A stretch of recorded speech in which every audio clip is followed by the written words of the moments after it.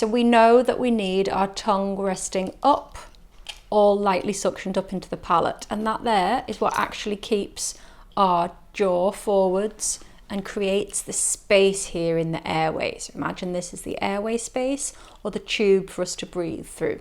So when the tongue rests low and comes down like this, the first thing that can happen, because the tongue is attached to the lower jaw, is that the lower jaw is going to come back, and or the tongue is going to fall back into that airway and either completely cut off that space or certainly narrow it.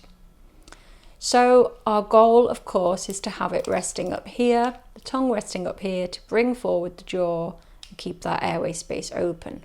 But what other things the tongue does when it's resting there is it keeps all of the other tissues in place. It keeps them toned and keeps them supported.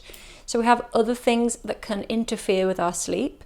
So we've got our velum, our velopharynx, and that's the little pink line you can see coming down, and that impacts on the airway as well. We've also got the pharyngeal space, so all of these muscles at the back, that when they're not supported, they're low tone, they come forwards. So we can have this in low tone, this in low tone, and the tongue back, and you can see the impact that that has on the airway. That's children and adults.